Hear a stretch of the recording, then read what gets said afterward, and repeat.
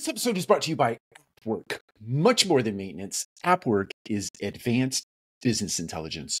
You can streamline your maintenance workflows and keep an eye on the leaderboard as service team members enjoy the gamification of maintenance. If that sounds interesting, visit appworkco.com. That's appworkco.com and transform your productivity today. Welcome to another collective conversation. I am your host, Mike Brewer, and today I have the privilege of speaking with an amazing human, Lia Nichole Smith. Lia serves as the Senior Vice President of Education and Performance for Apartment Ratings and Satisfacts Research. Lia, welcome to the show. Thank you for having me. I can't believe we're finally able to make this happen. It's been, we were speaking before we hit the record button. It's been a very long time coming. We talked about the idea that we've kind of been acquainted for a long bit of time, finally met last year, but here we are. Finally, got this one going. How have you been? I'm hanging in there, and it's a busy time for our industry, so it's been a lot of playing catch up, but then trying to stay a couple of steps ahead of what's going to happen next, right? So it's an exciting time. Oh, I could not agree more. I think for two reasons, if you don't mind me sharing. I know you recently relocated, and that's exciting. And to your point about the industry, there is so much happening in the industry. It just blows my mind. Every time I wake up in the morning and I look at LinkedIn, I'm like, what? Where did that come from? So yeah, and it's one of those where you want to kind of take a beat, sit with what kind of make some strategies based on all of the stuff that has been coming in, and then just when you think you have the answers to the test, boom, renters have changed the game all over again. That is so true. And what an incredible segue. I love the way you teed that up for me, because the big reason we are visiting today and we're recording this episode is because do you say biennially? You gotta help me pronounce that word. Online Renter Study just came out recently. That's what we're here to talk about. Yes, the biennial. I've had to learn the difference between biennial and biannual. And we get it switched around all the time around here. Yes. Well, I just embarrassed myself by butchering that word, so thank you for rescuing me. That's awesome. Well, I want to start this conversation. This has been around biennially for a while now. If you could unpack the timeline for us, I just think our viewers and our listeners would be interested in understanding the origin story and maybe kind of over the years how this has come to be for this year. Yeah, I love this study so much. It started in 2011, and I actually started with Satisfacts in the same year. The year I started, about 3 months before I started, the survey was conducted, the write-up happened, it was sent out. So I kind of came into it as a learning about renters and learning about the data and what they had to say. And it was that study in 2011, our industry had never seen anything like it, because if you think about 2011, not a whole lot of research was being done online prior to contacting a community. You had some people that were kind of getting into it, but a lot of people would go to the grocery store and get those apartment books. Remember those? I know I'm totally dating myself right now, but that's how a lot of people shopped, right? They got those apartment books, or they spent an entire Saturday just kind of going around the neighborhood and looking at places. And Doug Miller, I have to give him full credit, kind of had the forethought of saying, I do believe renters are moving in this direction, because as consumers we were. we started doing more stuff online because technology allowed us to do it. And right, technology finally, made it sort of, you could be on the internet without having to be at work. I remember only time I could get on the internet was, at the job or whatnot. And so technology started to allow us different avenues to, just change the way we lived. So in 2011, the study was conducted, major write up, a lot of buzz in the industry. And at the time, they kind of thought, okay, yeah, we know what we're doing. We're doing pretty good. We're having we got a good direction going. So the data sat for a few years. In 2014, we decided to revisit the study. Now, this is where the biennial part comes in. We decided to revisit it. It's like 3 years later. Let's just kind of check in with renters. If you look at the data tables in the study between 2011 and 2015, because that's when the study was released, night and day difference. I mean, just the use of technology, the behavior patterns, what renters wanted.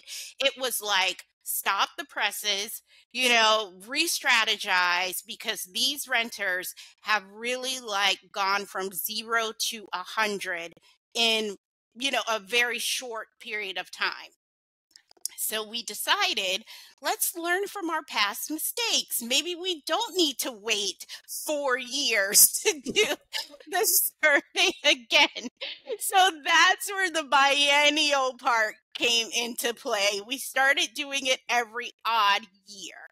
So, we didn't want to be blindsided. We didn't want to point the industry in the wrong direction.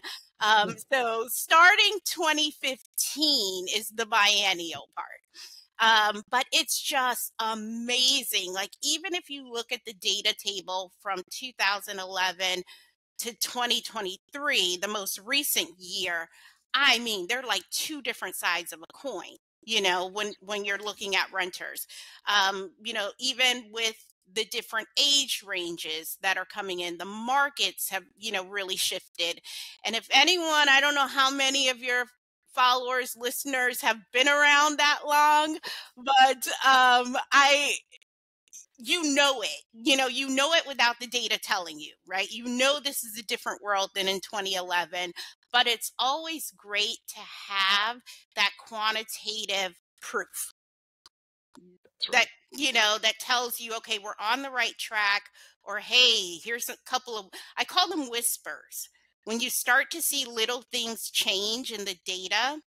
Yes. For example, in 2017, we saw whispers of social media.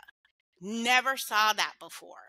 Started seeing little whispers of like it becoming more important, people paying more attention, becoming more engaged.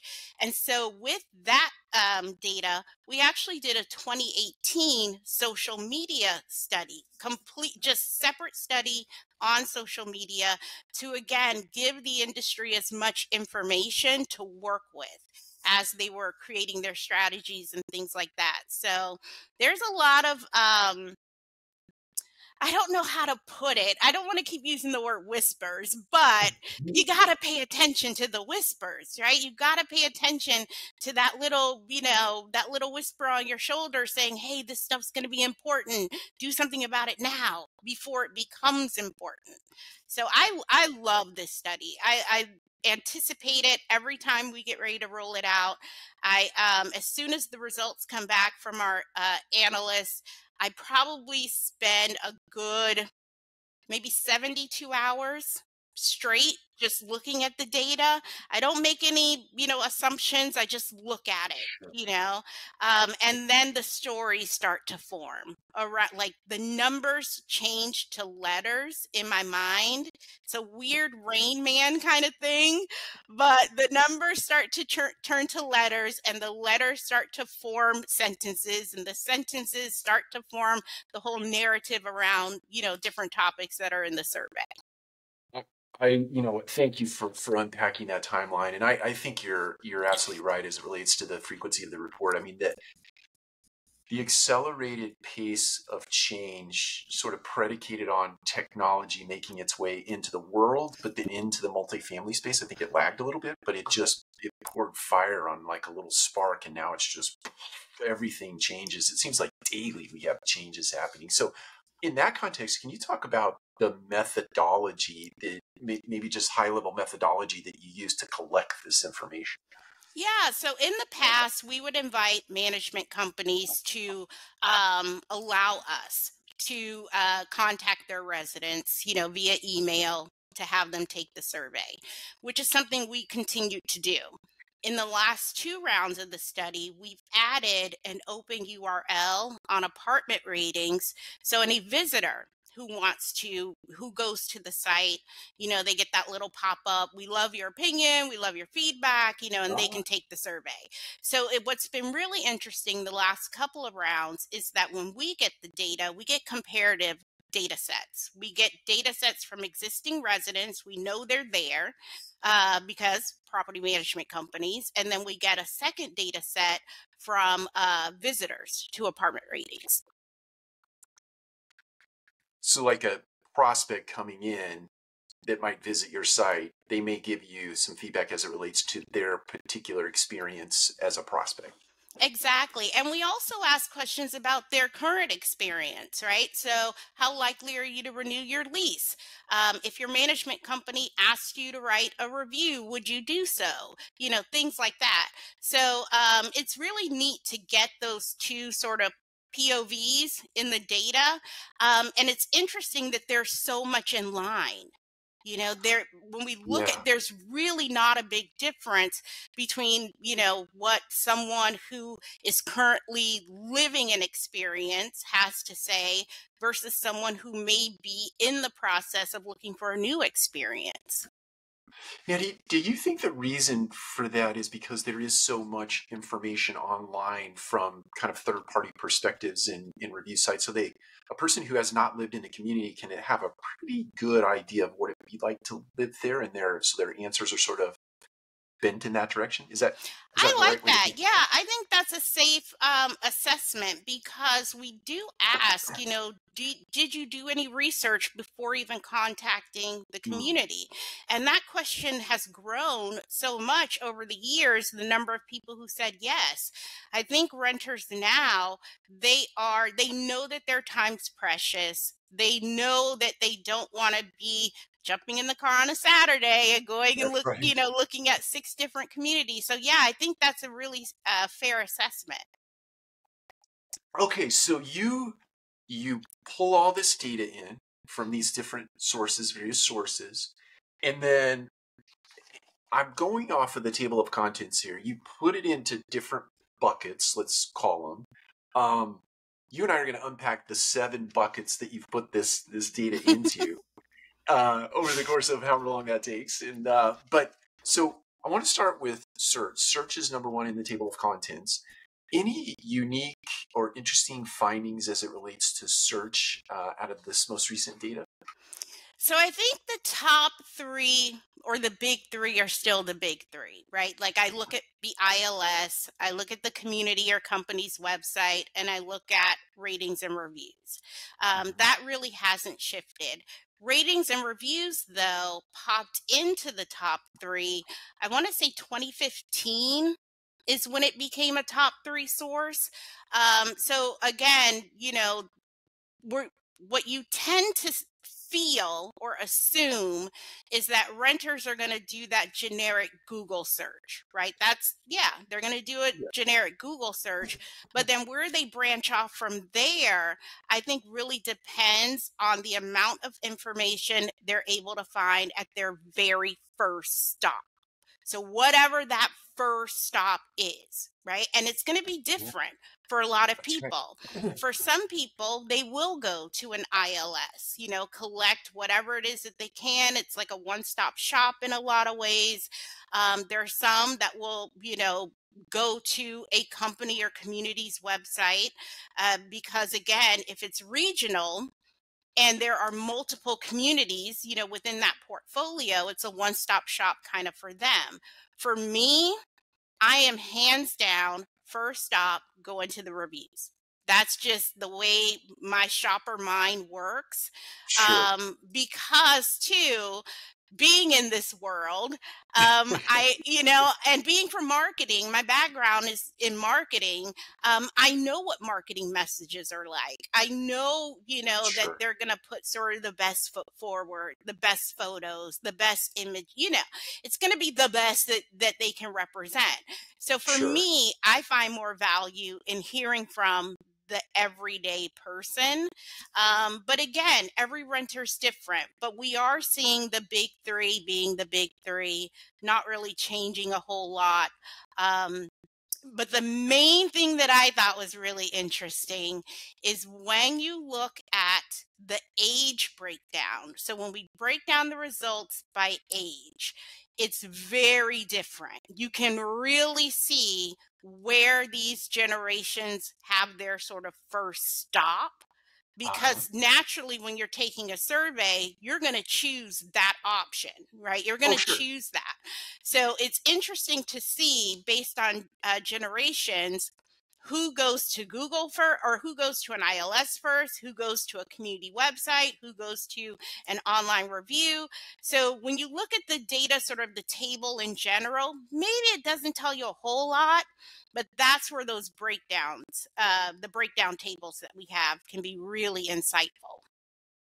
And just if you could unpack, like, so let's say Gen Z versus someone in my demographic, I'm an X or wannabe Zer or something like that.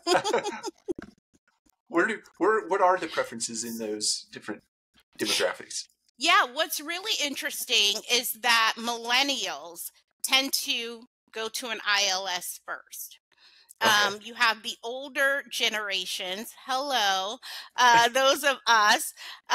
Most of us, in general, tend to go to community websites, like go to a company or a community's website. We're not necessarily going to that one stop, kind of shop. And then Gen X is a really interesting one. They're kind of evenly split.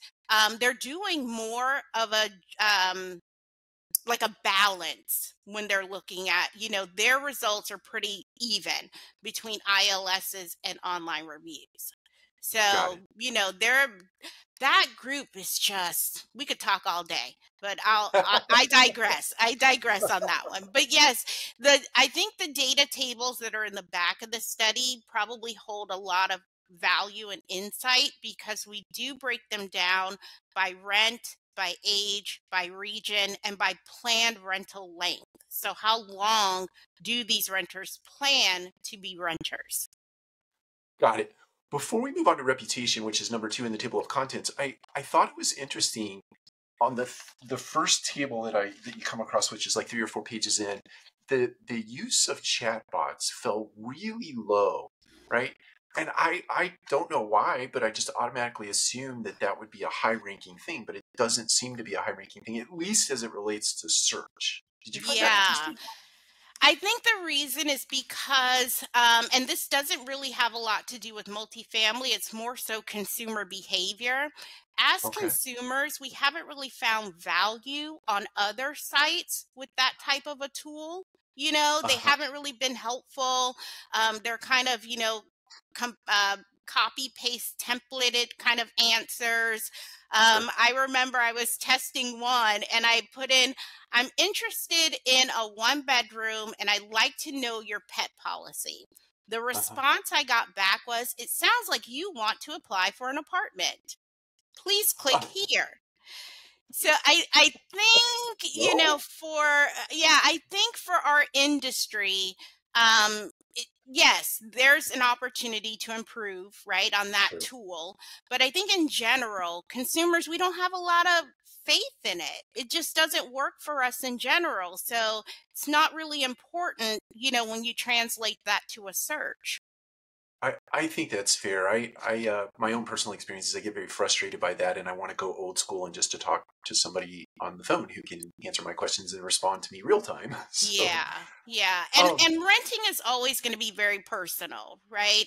There's all I mean, it's they're self-service things that work for sure. renters, but I think there's still value in that human connection and being able to talk to someone.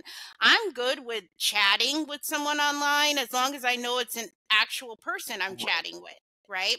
So if technology advances to where I'm not being asked things that I don't, that I'm not Right. interested in, or, it sounds like you want to pay your bill. It's like, no, I just wanted to know when my due date was. So that kind of stuff. I think if technology advances, you'll start to see more renters, wanting that same kind of service when they're looking for a home. I'm with you. I'm with you. Well, so let's shift gears and talk about reputation. What did My you find world. interesting in the reputation world? I think the big thing, and this is one interesting thing about the survey this year, we removed a lot of kind of rote questions. Do you want electric car charging stations? Are you interested in a swimming pool?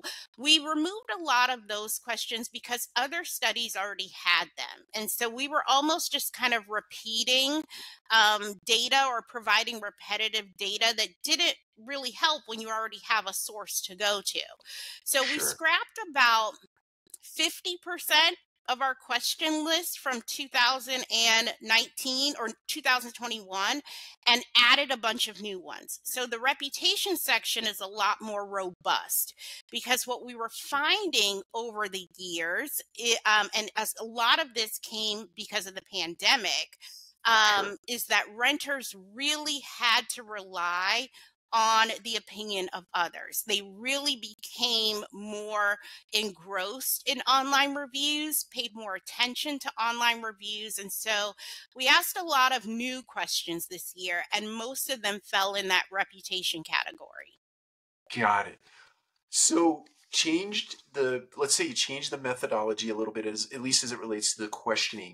When you got the data back, were there any sort of aha or whoa, didn't see that coming kind of moments? Yeah, I think the biggest one, and there's a whole page in the report dedicated to this, is just a table, and it asks renters to tell us which elements of an online review they find most helpful.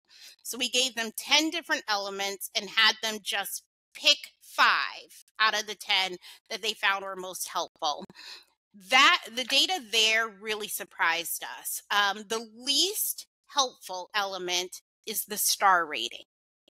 And for Oh, our industry, I think it was like 24% pick star rating.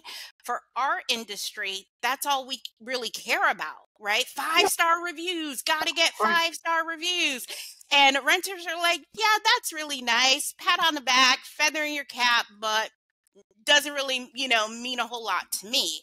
So the most important, over 80% said the most important were the words in the review itself, the actual content of the review.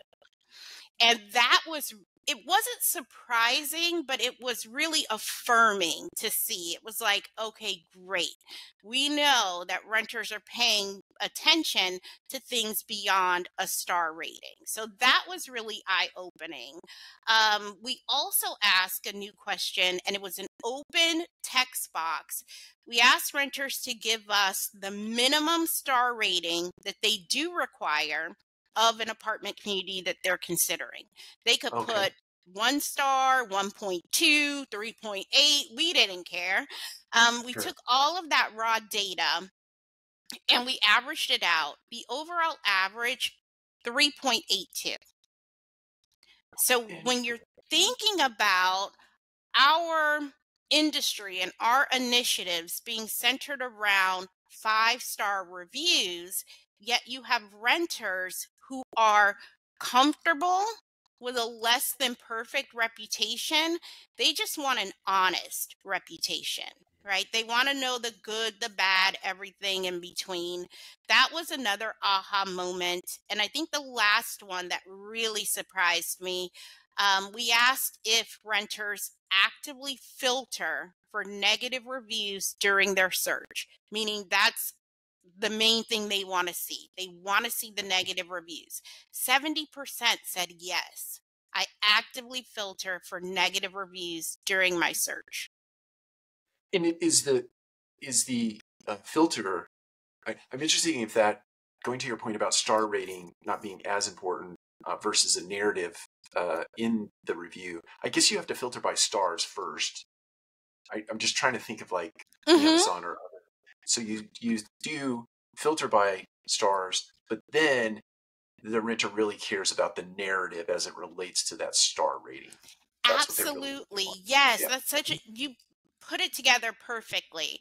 If you go to Google, you can sort the reviews by highest rated or lowest rated. So, Right. behavior, according to the data, says that they're sorting by the lowest rating.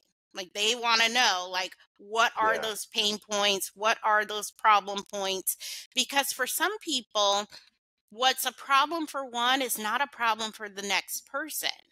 Sure. Maybe That's right. someone's like parking sucks and I don't have a Yeah. car, Right. So, Right. parking's not that big a deal to me. Or, there's loud music on the weekends, but maybe I work on weekends. And, I think the things that the majority would find problematic, maintenance, maybe even neighbors in a way, maybe customer service type of issues. I think that kind of those general drawbacks would be impactful, but you have to look at, those very nuanced negative aspects may not apply to the entire crowd. That makes sense. That makes sense. So, punchline here before we move on to social is stars are still important as it relates to trying to get people to give you reviews, but that narrative, it sounds like, is very, very important, which makes me believe that responding to those reviews is likely also important because if they're reading the narrative of the consumer, they're going to probably read the narrative of the person responding to that particular review. So all of that is very important. Yeah, absolutely. And to your point about responses, there's a section in the report that talks about how renters believe how you respond online is how you treat residents in real life. And Oh, so if, we even ask like, how do you feel if they use templates, or how do you feel if they use, AI generated responses? We're starting to see, AI popping up a lot in our space. And so we asked a lot of questions, around that. And renters really, they're like, if you're giving me a template, if you're, copy paste, you're kind of treating me among the masses. I'm not special. I'm not, your residents are not special. If you are using shortcuts, and that's how they see, those tools that we feel are time savers, they see them as shortcuts. And so it's like, you're going to shortcut my service request. You're not, so it's pretty that's right. interesting. And again, this is just this round. It might change the more that, consumers in general are exposed to AI, and the more that they see the benefits and see that it works. But right now, where renters are, they're just not that impressed. Not yet. Not yet. So, for those of you taking notes out there, that was a value bomb that Leah just dropped. So make sure you note that down. Um, okay, let's move on to the third topic. Just trying to do three and hold the pen at the same time. Can't do that. All right, we're moving on to social. What did you find interesting in the social area of the survey? Okay, so honestly, this was one of the sections where I had to sit with the data for a while. There wasn't anything like earth shattering. There wasn't, a big like change in the trend line.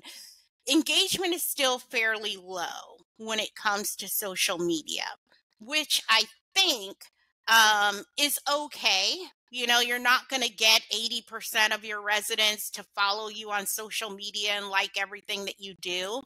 But we did ask, for what reasons would you follow your apartment community on social media? So if you don't, like, what's happening? What can they do? How can they make things better?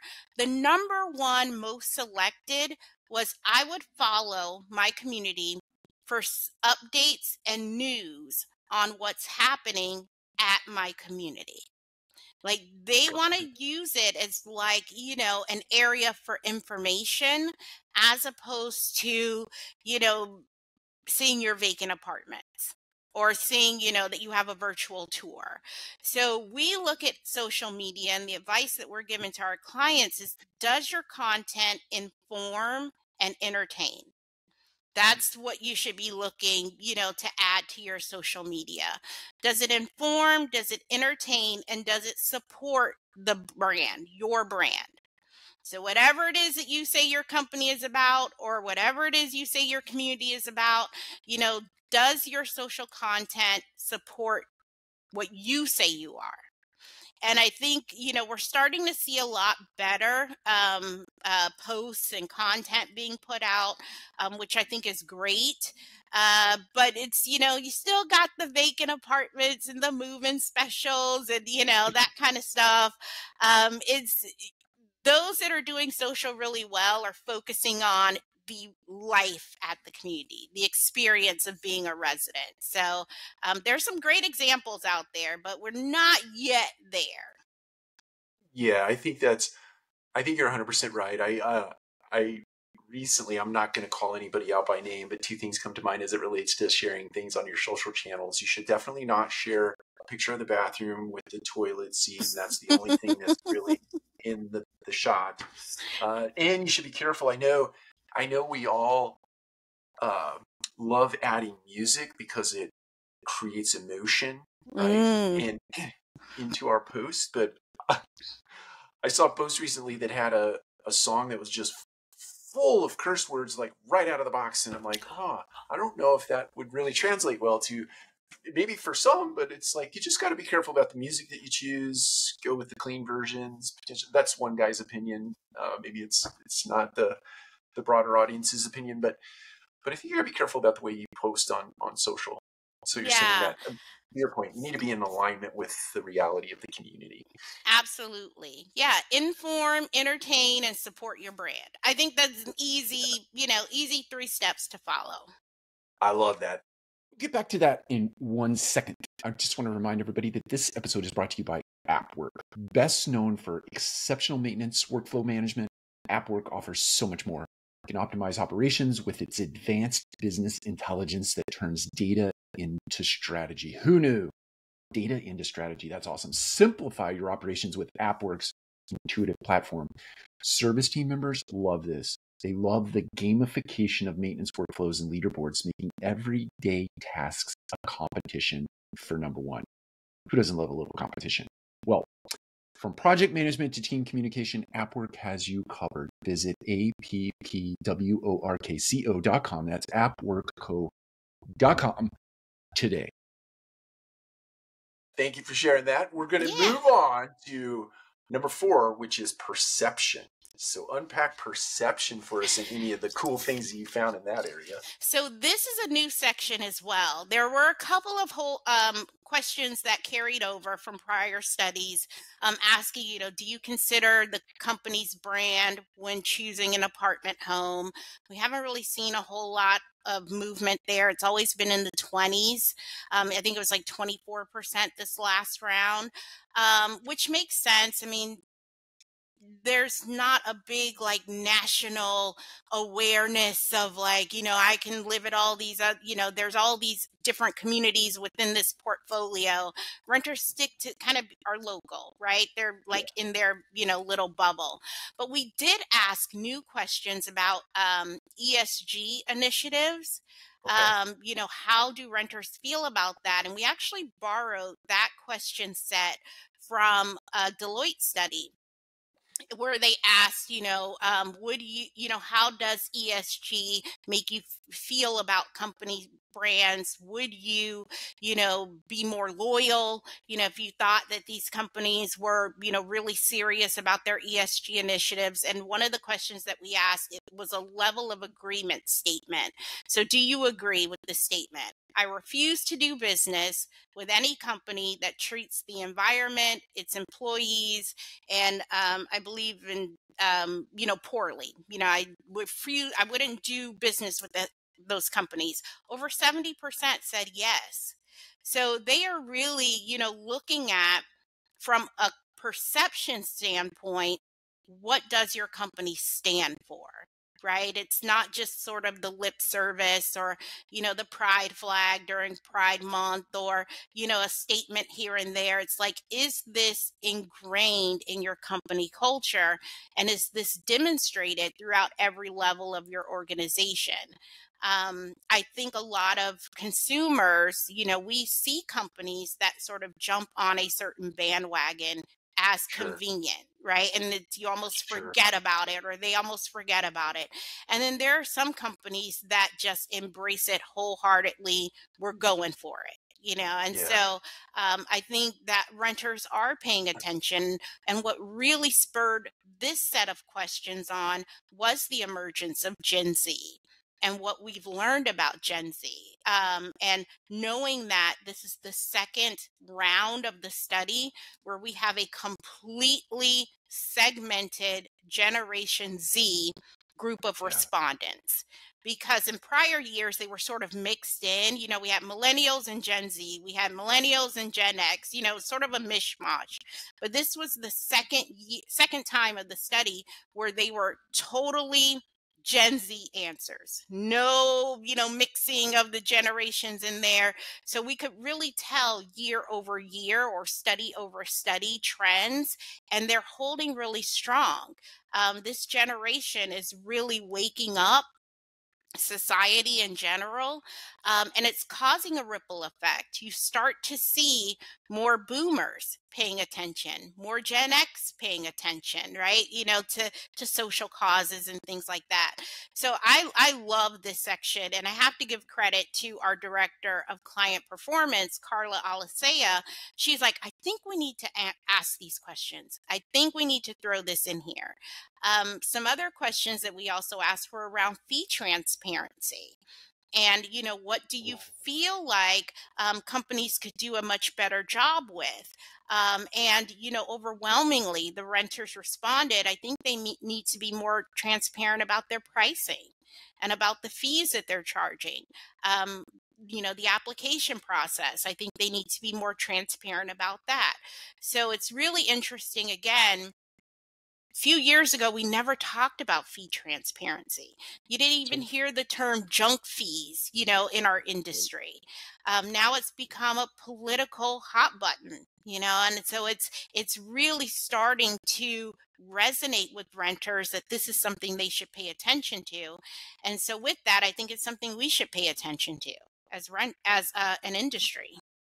You're so right, and it's interesting. If I think over the arc of my career, and I've been in operations my entire career, and so I think from an operator's perspective, adding fees is just a way to generate additional revenues, and you kind of keep the consumer in mind, and they do balk at it from time to time, but we get over it, and we just kind of keep increasing and accelerating the pace of fees, and we dream up these just new ways of putting fees into the system, but at some point, people get fatigued by that. And I think we've reached that moment where fatigue is turning into unrest, and we really do need to rethink the way that we actually administer fees. And some of them are legit, and some of them are maybe a stretch. Well, so I think too we need to consider the impact that it makes on our employees as well. sure, One of the most difficult things for me when I worked on site was being able to give a reasonable reason why a cat owner had to pay pet rent. Because the pet rent, our go-to answer was, it's for the doggy stations, it's for, pickup and blah, blah, blah. And it's like, well, this person has a cat. Why do they have to pay a pet rent? And then it's like, well, damage to your apartment, but I'm paying a pet deposit and you're making me pay a pet fee. And so it was so difficult. And I used to get anxious, when someone said that they had a cat, because I didn't really know the best way to explain that. And you do get some where it's like, well, that's just, it's a fee that we have, the admin fee. It's a fee that we have. So I think we could support our on-site teams a lot better with those two. If they're in place and it is what it is, let's make it easier for them. to explain it, to someone who's considering our communities. I agree. I think to use your word whisper, sometimes I call it a tell, but your whisper or your tell is if you as a consumer go out into the marketplace and you purchase something, or you go online and you purchase something, the telephone bill is the one that drives me crazy. Right? I get my cell phone bill and there's like all these surcharges, and a hotel bill is another one. You get all these ancillary fees, and it drives me crazy. So I don't stop to go, you know what, we kind of do that in the apartment industry. It makes me angry. And this other thing, it probably, if I were on the other side of this equation, would make me angry as an apartment renter. So Yep, it's absolutely. definitely something to pay attention to. Okay, let's shift gears and go to technology. This is likely my favorite topic in the world, but I would love to hear what you learned out of this survey as it relates to technology. I learned that we make a lot of assumptions as to what we feel like renters need and what they want.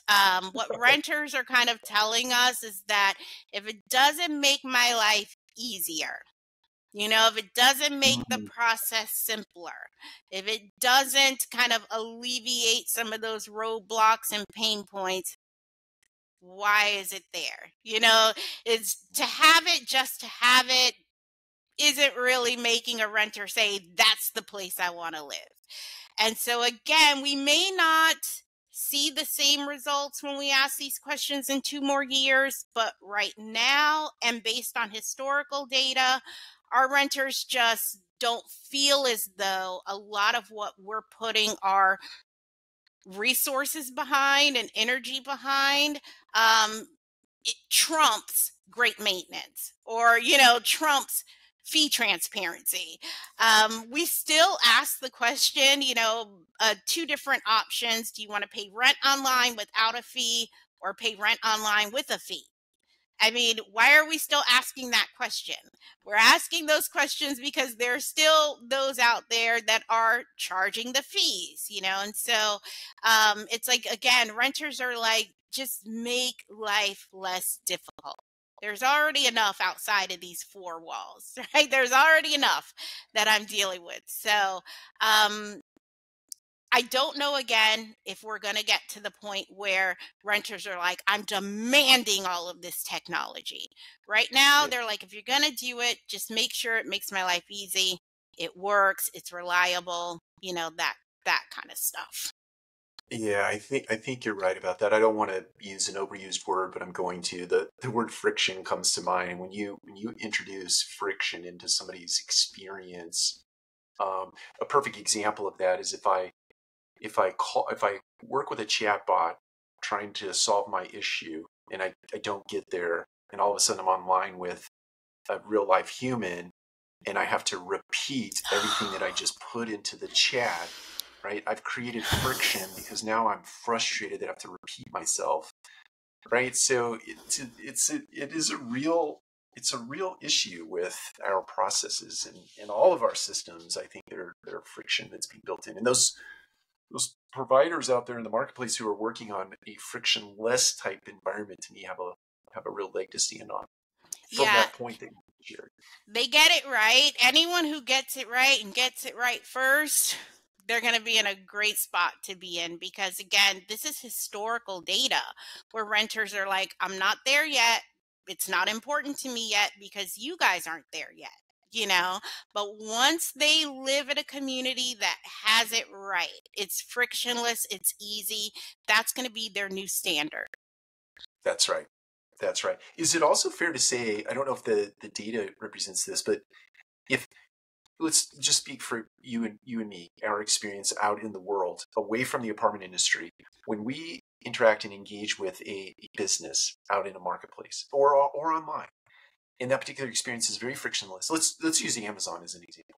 I can go to Amazon, I can search, find my product, I click a button, and it shows up on my doorstep the following day. Not a lot of friction, but now that becomes my benchmark for how business should work in the apartment industry.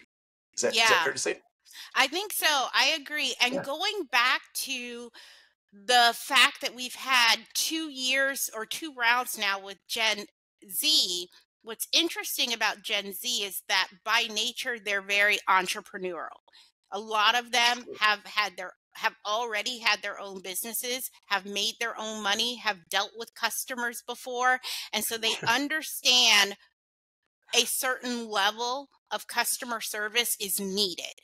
And so you have that mindset already where if I'm doing this for my customers, I expect at a minimum for anybody that I work with or deal with to provide the same level of customer service. We didn't have an overwhelming number of Gen Zs that participated in the study, but I think from a data standpoint, they were very strong in the selections that they made. They were very resolute. Like they picked a 5, like it's a Yeah. 5 out of Yeah. 5. And when you have those generations that are giving the 4s and the 5s, when everyone else is just sort of like, mixing it up, you have a very definitive statement that's coming out. And so I do believe that when we're talking about frictionless and setting the bar, for a lot of people, they've set the bar not just as a consumer, but as a provider as well. That's right. That's right. You know what's so exciting in the statement that you just made is the cohort that is, sort of the primary renter that people want to go after, that 18 to, let's call it 18 to 34 or 18 to 28 kind of cohort, which let's say that's made up of Gen Z. That same generation, they are creating their own businesses, sometimes as side hustles, while they are working in an apartment community as a leasing agent or so on, whatever positions we have. The point I'm getting to is Gen Z is starting to serve Gen Z. And the big punchline out of that is that our industry is going to get better for all the reasons that you just cited, because this generation that's working in our business has been on the other side of this equation, and they're not going to settle. They're not going to settle. They're going to push this industry into the way consumers behave out in the larger marketplace. Yeah. And what's happening with Gen Z is either we're all jumping on that bandwagon, we're learning, we're growing, we're adopting better technology, or we're going to be aged out. I hate to say it, we're going to, you get exhausted. Like, I just can't do this anymore. We'll let the young people have it. I don't want to be on that side of the coin. I want to be on the bandwagon that's learning and growing. And I think too, that's why we are seeing a lot of technology based type of topics in our industry, AI. We're seeing a lot of centralization, never been a thing before, right? So automation, we're seeing a lot of that because you have these, this stronger force that's kind of pushing us in that direction. It's a really good way to put that. That's exactly what's happening. There's momentum now. That force is behind. It's going to push, and we're all going to get better because of it. Okay, let's move to Chapter 6, experience. Ooh. What did you learn in the area of experience? So the big thing, I think, and this is something that we talk about all the time in our industry, is trying to put the tail on the donkey when it comes to sense of community. Like, what is sense of community? Back in my day, it was Sunday brunch, wine tastings, the holiday party, the pool parties. It was events. It was finding opportunities for residents to connect with each other. That was like what we thought sense of community was. Where renters are right now, renters have kind of changed that sense of community to sense of belonging. Do I feel like I belong here? Right? Yes. Does this community offer the type of experience that matters to me? Which means that even from the first, slab of concrete to cutting the ribbon, has this community been designed in a way that offers a sense of belonging to multiple residents? It's, it's not just, let's just have a fitness center because we're supposed to have a fitness center. Or let's, make sure that we have the bells and whistles inside of the apartment. it's great. It's a, feature, right? But the actual experience has become way more important for renters. And an experience is not just you have these parties or these food trucks. The experience is the treatment from the management team, how quickly my, service requests are getting done. I used to ask people, and I got this from Jen Picotti, who I love. I used to ask people at a conference, how many of you have plans to hang out with your neighbors this weekend? Didn't get a whole lot of hands raising, right? It's like, if you guys aren't hanging out with your neighbors, what makes you think your renters want to do that as well? In terms of neighbor to neighbor relationship, I just want you to follow the rules. I want you to be a good neighbor, right? If we see each other in passing, say hello, say good morning. But I don't think, a lot needs to be done in terms of like getting me to like you. Now, that's different than having an event. An event is a reason for me to leave my apartment. It's not a reason for me to meet my neighbor. I don't care who my neighbor is, right? That's how renters are. They're not that, serious about the neighbor. But you still need to have the events because they're expected. It's an expectation. But really what we saw in the study is we asked about the importance of sense of community, and then for residents to rate the level of sense of community at their current experience. And that gap is so wide. It's hugely important, right? But they're not getting it. So when you have that variance, that room that's in the middle, that's what we call ambivalence. That's where renters are like, I need it, but I don't necessarily have it. I wonder if this next community closes the gap a little bit better, right? So yeah, that I think when we look at experience, that for me was some of the biggest takeaways that I had. Just the expectation, the actual experience, and where that divide is happening. It's interesting. It brings to mind. I know you work with Jessica Pope. She wrote an article. I think she wrote an article that was based on this data recently. I can't remember where it was published, but Jessica and I used to work together in a prior life. But I read the article, and what it brought to mind for me was that there is a cohort, and I'll share my own personal, but like, I know we talked about this at the very beginning in a different context. I'm a super shy person. I'm very introverted. I read a lot of books. When I come home at night, I don't see anyone. I've spent all of my energy throughout the day. So when I get home, I want sanctuary, right? I want quiet. I want to just curl up in fetal position and get ready for the next day. And I think a lot of times there's this silent sort of piece of the population, let's call them the quiet part of the generation, or the population rather, that doesn't really want all that stuff that apartment developers and even apartment operators want to program, right? It's my home is my sanctuary. I just want it to be quiet. And I don't want to be invited to stuff. And I get your point. Like, we should do that because it is expected. And there's a whole other part of the population that loves that stuff. But it's like, you got to figure out how to sort of create both in that broader thing called experience for people. Yeah, and it means something different to everybody, right? It's sense of That's belonging. Do I feel like I right. belong here? That means if I'm an events person, they do great events. If I want to be at home and be quiet, it is my sanctuary here.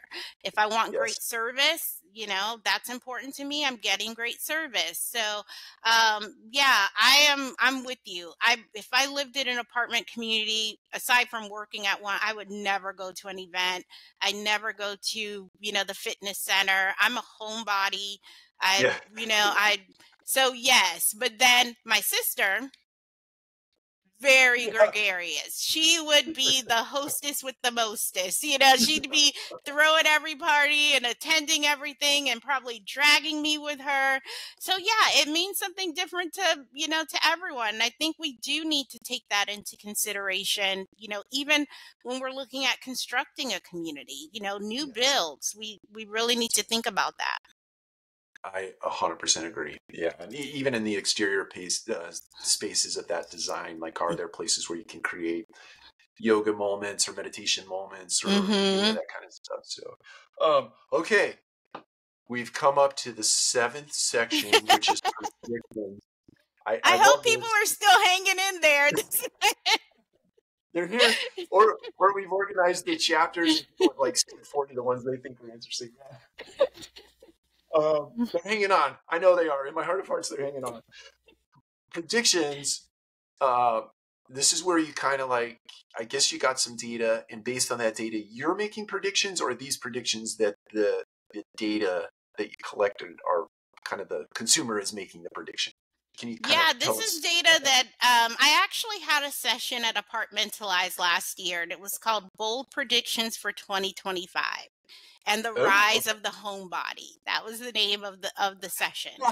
And love that. the reason that it even came about was looking at data from a variety of different sources, the US Census Bureau, a bunch of different independent studies, and it was how the pandemic really created a new population of homebodies, people that, because we had no choice, we were at home.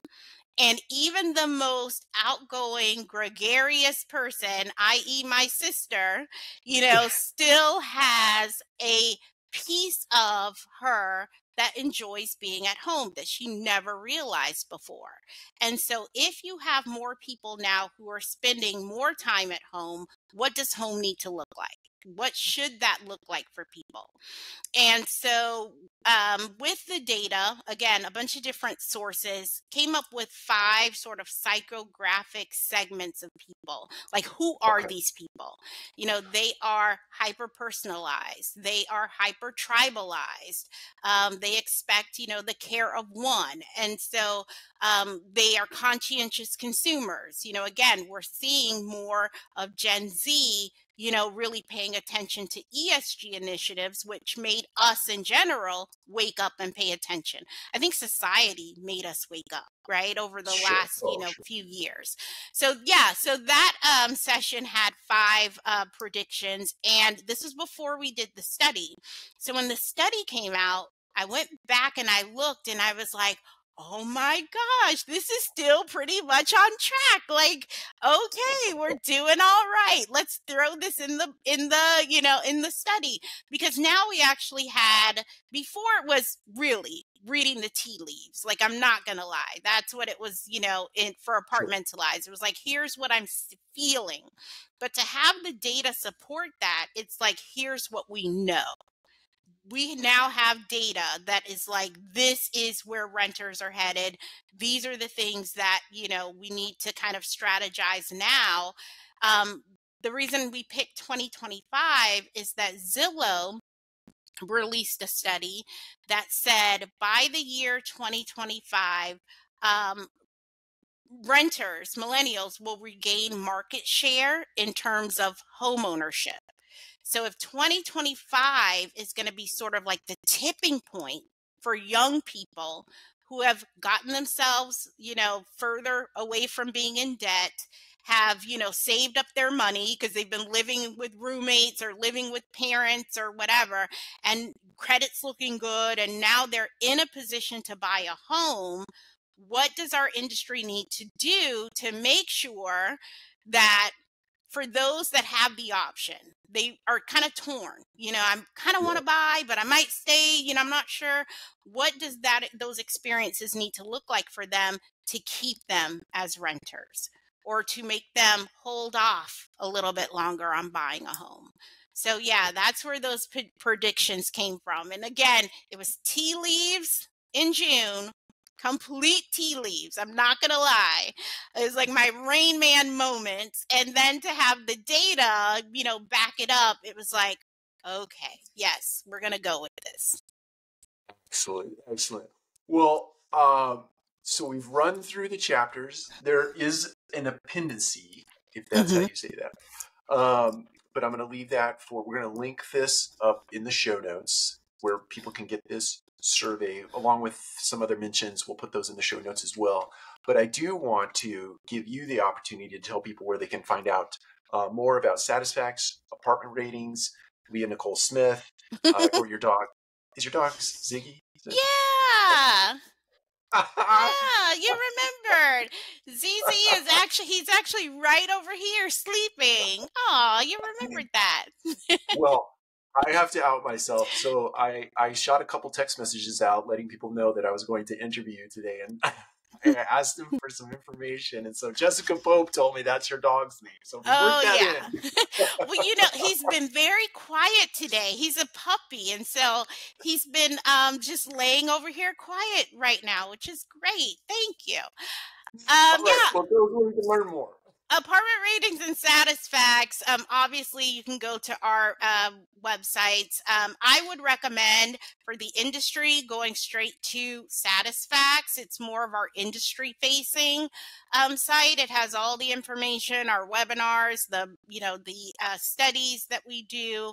You can obviously link from there to apartment ratings. Apartment ratings is the consumer-facing, part of what we do. And for me, I'm on probably LinkedIn more than anything. Lia Nichole has an H in it, Nichole. Don't know why, but it does. And so, yeah, that's pretty much where you can find me. And I think I'm going to be at conferences all over the place starting in the next couple of weeks. I have Seattle, the VAMA conference, AIM, Apartmentalize. So yeah, we're going to be pretty busy around here. I love it. I love it. Well, before we sign off, Lia, I want to acknowledge you as an amazing human. And my basis for that is in part this time that I've spent with you, but also just the testament of all the people in this industry. When I reach out and I can shoot text messages or emails around, the people who speak about you, who you are as a person, your character, it's just so amazing, the feedback that I get as it relates to you. So I want to acknowledge you and in what you're doing to contribute to the industry, but who you are as a person as well. Thank you. Tell them all their checks are coming. I love it. I love it. I'll shoot the messages out now. All right. Well, I appreciate you investing some time with me today. And for everyone else, we'll see you next time on Collective Conversations. Take care. Thanks, Mike. Thank you. And I want to give one more hat tip to AppWork for sponsoring today's episode. Imagine carrying a digital make-ready board in your pocket with work order tracking and maintenance technician leaderboards designed to gamify the process and bring out your team's competitive best. As a reminder, if that sounds interesting, you can go to appworkco.com. That's appworkco.com today to learn more.